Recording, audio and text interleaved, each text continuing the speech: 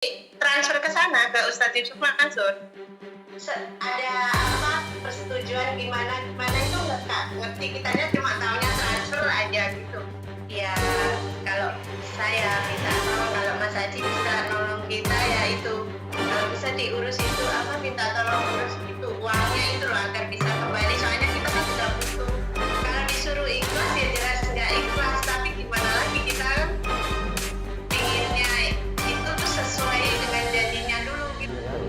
Karena beliau yang menawarkan adalah sosok seorang ustadz yang dianggap amanah ya, sehingga mereka itu ya tidak terlalu memikirkan bukti formil yang berkekuatan hukum gitu Pak ya. Misalkan para TKW ini ya, mereka yang berinvestasi itu tidak ngerti investasi itu apa, tidak ada pengalaman soal berinvestasi, dan dia datang ke acara itu adalah acara pengajian sebenarnya Pak.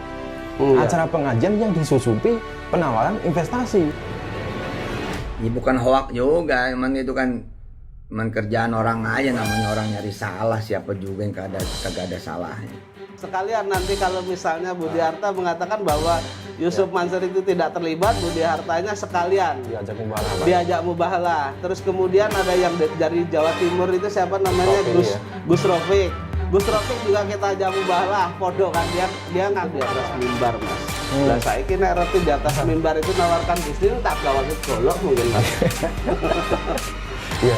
Apalagi ya kan sesumbar akan melaporkan narasumber ya. Kebetulan di video saya kan saya menampilkan berbagai macam narasumber dari perkara-perkara investasi yang berkaitan dengan Yusuf Mansur ya.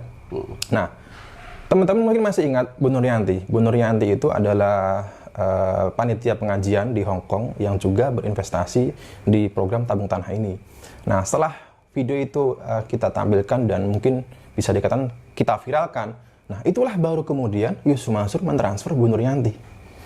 Nah, dari pernyataan Bu Nuryanti, transfer tersebut atas nama Jam'an Nur Khotib Mansur. Nah, ini artinya kan secara tidak langsung membuktikan bahwa narasumber yang berbicara di media saya di Jihad TV ini itu bukan merupakan suatu fitnah Pak Jenny. Betul. Apa dasarnya Yusuf Mansur mengatakan akan melaporkan para narasumber saya ini begitu. Nah, Pak Zaini Mustafa, ini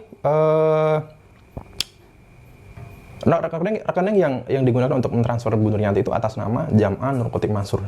Sedangkan di program investasi lainnya, program Patuan Usaha, itu menggunakan nama Yusuf Mansur. Dan juga ada beberapa investor tabung tanah seperti Bu Surati itu mengirim uangnya disetorkan melalui atas nama rekening Yusuf Mansur. Nah ini Pak, apakah memungkinkan Pak satu orang Pak mempunyai dua rekening dengan nama yang berbeda Pak? Di negara Republik Indonesia ini satu orang hanya mempunyai satu identitas, artinya satu nama. Kalau misalnya nama saya itu misalnya Zaini Mustafa, ya kan, KTP saya tentu Zaini Mustafa, bukan misalnya si Umar, bukan begitu. Nah, yang terjadi apa yang ditanyakan Mas Haji tadi, ada dua nama, rekening pertama transfernya ke atas nama Yusuf Mansur, kemudian ketika dikembalikan atas nama Jam'an. Nah, ini diduga dengan keras bahwa ada pemalsuan identitas atau dokumen-dokumen otentik. Sehingga itu masuk 263, pasal 263, 264, 266 itu masuk itu Mas nanti. Bisa dipidanakan. Itu termasuk ranah pidana? Termasuk ranah pidana, karena itu kan memalsukan dokumen dan merugikan orang lain kan, berarti karena orang lain disuruh transfer ke rekeningnya ini, kan begitu, yang diduga dipalsukan itu. Ya, ini menarik karena sidang JPN beberapa agendanya adalah menunjukkan KTP Yusuf Mansur ya? KTP, saya tunggu-tunggu itu. Saya tunggu-tunggu ya. 19 Pak ya? Nanti tanggal 19, berarti hari Selasa besok. Oke. Nah, kembali ke masalah Bu Nuryanti tadi, itu mengatakan kepada saya bahwa Bu Nuryanti belum sepenuhnya ikhlas begitu. Karena pengembalian dari Yusuf Mansur itu tidak seperti yang dijanjikan ya. Bagaimana ketika Yusuf Mansur menawarkan investasi itu ya dengan janji-janji surga begitu Pak. Nah, Bu Nuryanti berinvestasi sebesar 1 meter 2.700.000 kalau tidak salah ya. Nah, Yusuf Mansur mengembalikan sebesar 3 juta itu pun setelah lewat hampir 8 tahun tanpa ada laporan Dan itu pun setelah kita viralkan loh. Kenapa nunggu viral dulu baru dikembalikan? Padahal data-datanya itu sudah jelas dikirimkan ke Yusuf Mansur. Nah, tadi di video Pak Syarif Hidayatullah di Green Kusumentri tadi itu membahas soal putusan NO kasus Mulyafidi, Pak. Baik. Mulyafidi itu, Pak. Nah, di Mulyafidi itu, Pak, mungkin secara umum, Pak, saya juga diberi dokumen oleh peserta investasi ini bahwa pengalihan dana aset investasi dari Mulyafidi itu dialihkan ke Hotel City. Itu ada emailnya melalui Koperasi Daku yang itu tentunya milik Yusuf Mansur, Pak. Nah, pengalihan aset dari Mulyafidi ke Hotel City, nah itu dilakukan secara sepihak. Itu bagaimana, Pak, sih, Pak? Tidak boleh dong. Seharusnya tidak boleh, Pak, ya? Seharusnya tidak boleh. Ketika kita berinvestasi misalnya untuk beli tanah di Jakarta, ya kan? Tentu yang ditawarkan di Jakarta, lalu kita ikut berinvestasi beli tanah di Jakarta, kan begitu? Ya. Nah, kemudian oleh si pemegang uang, setelah uang kita transfer tidak dibelikan tanah ke yang di Jakarta, tetapi dibelikan di tempat lain. Apalagi tanahnya tidak ada, misalnya begitu. Itu tidak boleh. Kalau harus dialihkan bukan yang dijanjikan itu, tentu harus meminta persetujuan daripada investor, kan begitu. Oke, ya. Iya. Dalam kasus Mulyafidi itu ya, teman-teman, bahwa mayoritas kebanyakan dari peserta investasi itu adalah mereka yang tergabung dalam mitra bisnis Paytrend. Dan siapa yang menawarkan? Yang menawarkan adalah Yusuf Mansur. Nah, ketika proyek itu macet, tidak berjalan, bahkan tidak ada wujudnya, Yusuf Mansur mengatakan bahwa proyek itu bukan milik dia. Lalu atas dasar apa Yusuf Mansur mengalihkan aset investasi dia, dana investasi Mulyafidi ke Hotel City, dan itu pun tidak ada kesepakatan antara dua belah pihak, Pak. Oke. Nah, kembali lagi Yusuf Mansur kan juga mengatakan itu tadi akan melaporkan narasumber. Nah, saya lihat di IG itu ada netizen yang menulis di kolom komentar Instagram Yusuf Mansur ya, bahwa ini saya bacakan, nonton Ibu Lestari di YouTube tentang Ustadz mobil rental, mengerikan juga ya, besti naudzubillah. Nah, di sini saya bacakan Yusuf Mansur ternyata membalas ya. Jadi saya dipenjara 2 kali ya, 98 dan tahun 99. Saya tulis perjalanan saya jadi serial buku wisata hati ya, pahit getih, salah, buruk, syarif dan sebagainya, itu silakan diteruskan sendiri. Yang intinya itu Yusuf Mansur tidak membantah, Pak. Nah, daripada melaporkan, lebih baik kan ditemui saja, Pak, ya. Iya. Ditemui para korban yang mengaku korban ini, silakan berikan klarifikasi ataupun mempertanggungjawabkan atas kerugian-kerugian yang dialami para mereka yang merasa dirugikan oleh Yusuf Mansur, Pak. Oke, terima kasih Pak Zaini. Ya, artinya begini Mas, kalau pernyataan di netizen itu tidak dibantah, artinya memang terjadi kebenaran begitu. Oh ya, oke. Terus boleh saya tambahkan Mas Haji sedikit, Mas Haji ya. Jadi begini, hukum positif itu hukum yang berlaku ya. Hukum positif Indonesia, hukum yang berlaku di Indonesia ini memang masih kebanyakan menganut hukum peninggalan kolonial Belanda, Mas. Begitu. Apalagi dalam hukum acara, ini kan yang berkaitan dengan pembahasan kita malam ini adalah berkaitan dengan NU kan. Di dalam hukum acara perdata itu masih menggunakan HIR, masih menggunakan RBG, masih menggunakan RF dan lain-lain lah. Pembuktian perdata yang diusung oleh kolonial Belanda ini adalah pembuktian formil, Mas. Artinya segala sesuatu itu harus tertuang dalam tulisan, kan begitu.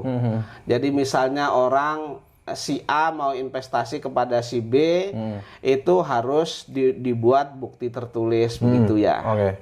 Nah, dalam kasus YM ini tidak mungkin itu dibuat formil, Mas Haji. Kenapa ya kan ini mohon maaf, mohon maaf teman-teman saya yang mungkin insya Allah nanti akan saya perjuangkan.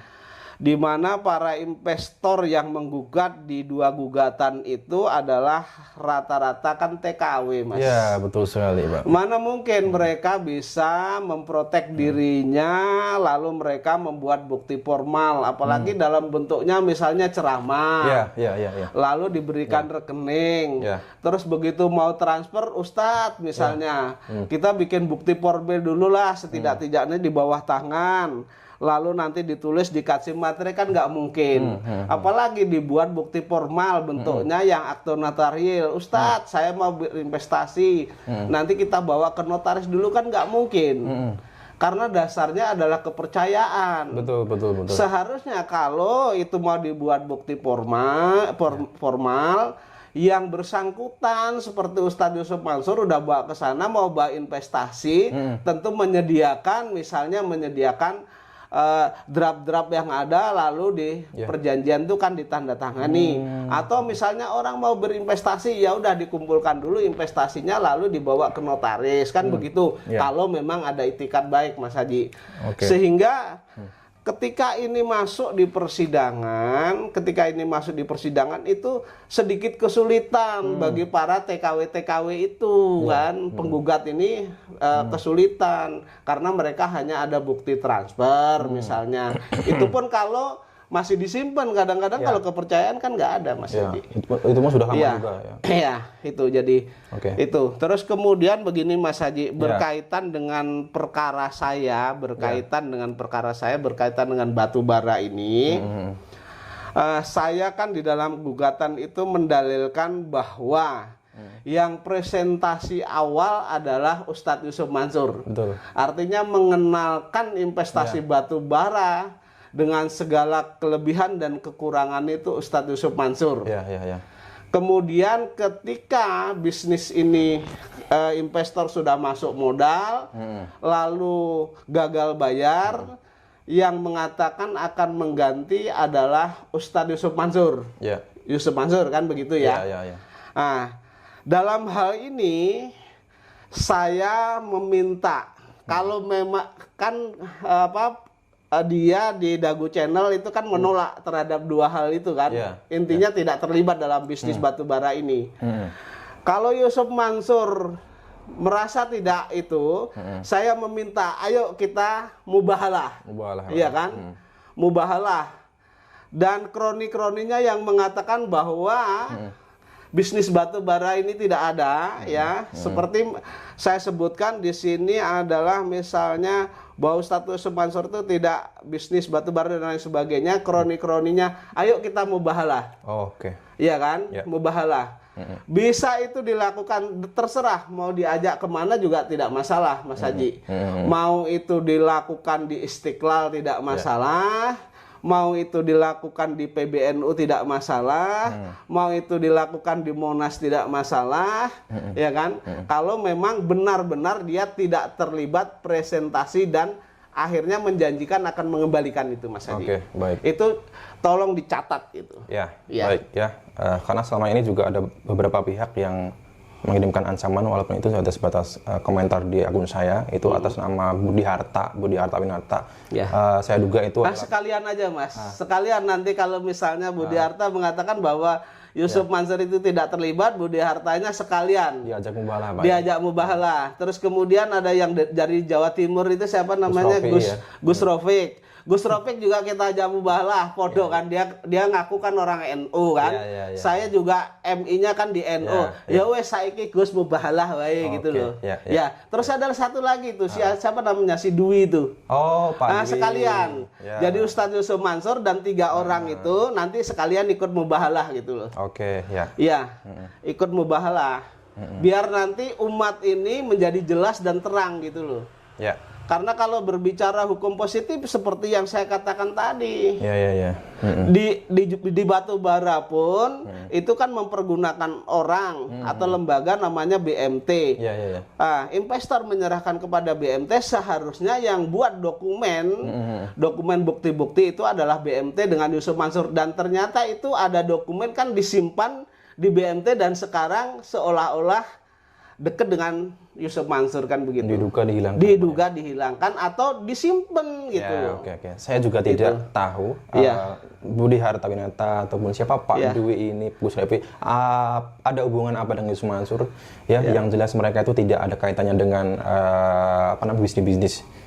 Maksudnya bisnis-bisnis yang diikuti oleh para investor ini. Untuk apa mereka mengancam-ngancam mereka semua begitu? Jadi kan dia Yusuf Mansur lillahi ta'ala percaya sama Allah kan. Terus kemudian Budi Harta lillahi ta'ala percaya kepada Allah. Gus Ropik lillahi ta'ala percaya kepada Allah. Kemudian si Dwi percaya kepada Allah. Saya percaya kepada Allah. Ayo kita mubahalah. Kalau dia mengatakan misalnya orang NU, ayo kita minta tolong nanti kiai-kiai NU itu kita mubahalah. Di PBNU nggak masalah kan gitu. Intinya siapapun yang mencoba untuk membela Yusuf Mansur dan mengatakan kita semua ini fitnah, kita ajak mubahalah. Ya. Oke, Pak. Dan juga mungkin saya pahami Pak apa yang dikatakan Pak Zaini Mustafa tadi. Kenapa selama ini para investor-investor yang terkait tabung tanah, Moyavidi, Patung Urus Hajan, JBN Batubara itu terkesan kesulitan begitu ya untuk menuntut haknya ya dari upaya persuasif maupun persidangan begitu. Ya karena apa? Mereka berinvestasi itu atas dasar kepercayaan ya Pak ya? Kepercayaan ya. betul. Karena beliau yang menawarkan adalah sosok seorang ustadz yang dianggap amanah ya. Sehingga mereka itu ya tidak terlalu memikirkan bukti formil yang berkekuatan hukum gitu Pak ya. Iya. Misalkan para TKW ini ya, mereka yang berinvestasi itu tidak mengerti investasi itu apa. Tidak ada pengalaman soal berinvestasi. Dan dia datang ke acara itu adalah acara pengajian sebenarnya Pak. Acara pengajian yang disusupi penawaran investasi. Dari sisi adab ini jelas salah Pak ya. Acara pengajian kemudian ditawarkan sebuah investasi dan nyatanya investasi. Ya Yusuf Mansur juga ketika saya pada saat itu belum tahu ketika orang berbisnis atau menawarkan bisnis itu di atas mimbar Mas. Lah saya kira reti di atas mimbar itu nawarkan bisnis tak gawake golok mungkin Mas. Iya. Apalagi ya kemudian di investasi JBN Batubara ini ya bisnis itu ditawarkan di dalam masjid gitu Pak ya. Yusuf Mansur yang seorang ustaz sendiri apakah tidak mengerti bahwa ya menawarkan sebuah bisnis itu tidak diperbolehkan di dalam masjid Pak ya. Oke. Baik Pak, terima kasih Pak Zaini Mustafa. Sama-sama Mas.